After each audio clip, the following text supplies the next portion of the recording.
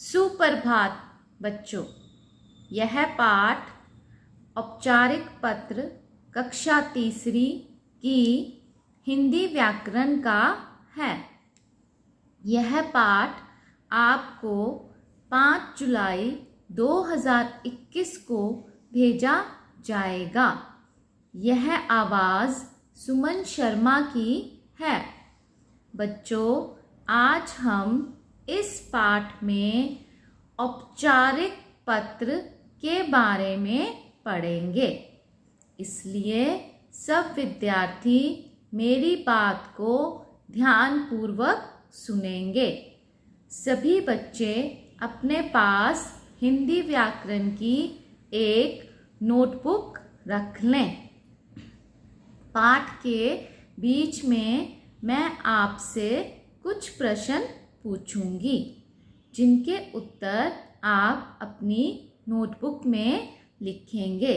चलिए अब औपचारिक पत्र यानी कि फॉर्मल लेटर के विषय में पढ़ना शुरू करते हैं। बच्चों, पत्र लेखन एक कला है। पत्रों द्वारा ही हम एक दूसरे तक संदेश पहुंचाते हैं। पत्रों द्वारा हम अपने मन के भाव तथा विचार दूसरों तक पहुंचा सकते हैं। तो बच्चों, आइए पढ़ते हैं पत्र कितने प्रकार के होते हैं। पत्र के प्रकार। पत्र 2 प्रकार के होते हैं। औपचारिक पत्र यानी कि फॉर्मल लेटर, अनौपचारिक पत्र इनफॉर्मल लेटर। आइए सबसे पहले औपचारिक पत्र के बारे में पढ़ते हैं। औपचारिक पत्र उन व्यक्तियों को लिखे जाते हैं जिनके साथ हमारे पारिवारिक संबंध नहीं होते। प्रार्थना पत्र, प्रधानाचार्य को पत्र, कार्यालय पत्र, संपादक को पत्र आदि औपचारिक पत्र के अंतर्गत आते हैं। फिर है हमारा अनौपचारिक पत्र।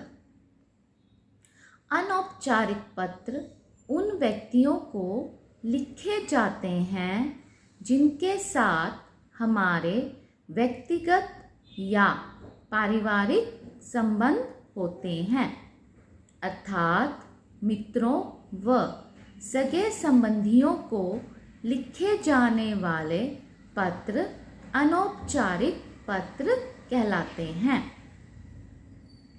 बच्चों, अब हम 5 मिनट की ब्रेक लेंगे। ब्रेक लेने से पहले मैं आपसे कुछ प्रश्न पूछने जा रही हूँ, जिनके उत्तर आप अपनी हिंदी व्याकरण की नोटबुक में लिखेंगे। नंबर 1, पत्र कितने प्रकार के होते हैं? प्रश्न 2, विद्यालय से अवकाश लेने के लिए कौन सा पत्र लिखा जाता है? प्रश्न 3, मित्रों व सगे संबंधियों को कौन से पत्र लिखे जाते हैं? विद्यार्थियों, अब आपकी ब्रेक शुरू होती है। बच्चों, आपकी 5 मिनट की ब्रेक का समय समाप्त हुआ।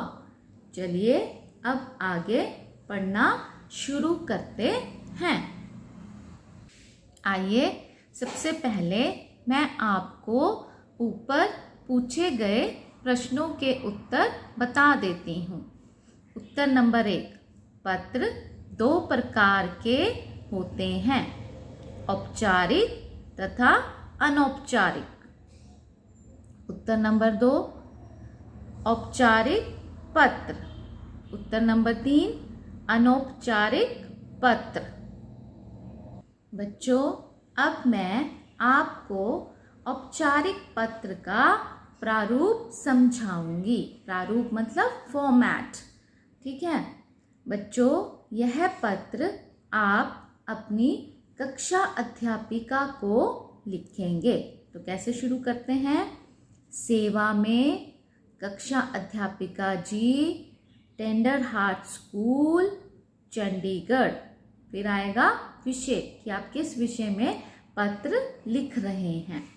फिर आएगा श्रीमती जी या श्रीमान जी।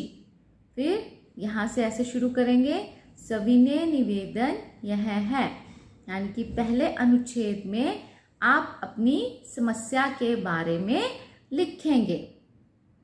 फिर दूसरे अनुच्छेद में आप अपनी अपेक्षा लिखेंगे कि आप उनसे क्या एक्सपेक्ट करते हो। उसके बाद धन्यवाद।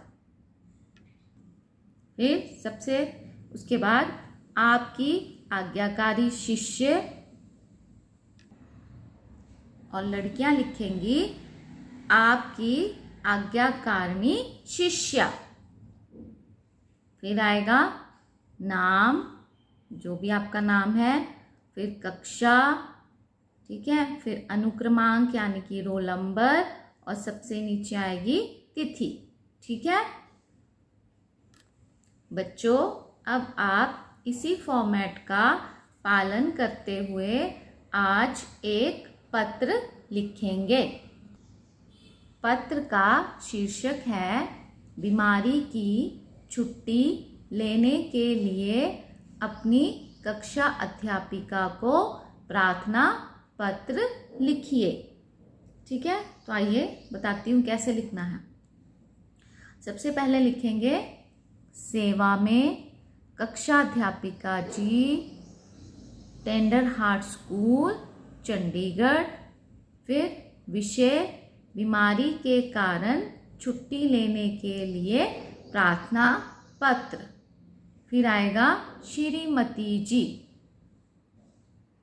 सविनय निवेदन यह है कि मुझे कल रात से तेज बुखार आ रहा है। डॉक्टर ने मुझे 2 दिन के लिए घर पर आराम करने की सलाह दी है, इसलिए मैं स्कूल नहीं आ सकता। लड़कियां लिखेंगी सकती। अतः आपसे निवेदन है कि मुझे 2 दिन की छुट्टी देने की कृपा करें। आगे आएगा धन्यवाद। फिर आपकी आज्ञाकारी शिष्या, लड़कियां लिखेंगी शिष्या, लड़के लिखेंगे शिष्य। ठीक है, आपका आज्ञाकारी शिष्य या आपकी आज्ञाकारिणी शिष्य। फिर अपना नाम, कक्षा, कौन सा सेक्शन है, फिर रोल नंबर। ठीक है, रोल नंबर के बाद फिर आएगा दिनांक, जिस भी तिथि को आप लेटर लिख रहे हैं वो यहाँ पे डेट आ जाएगी। ठीक है बच्चों, अब आपको यह पत्र लिखना अच्छी तरह से आ गया होगा। धन्यवाद।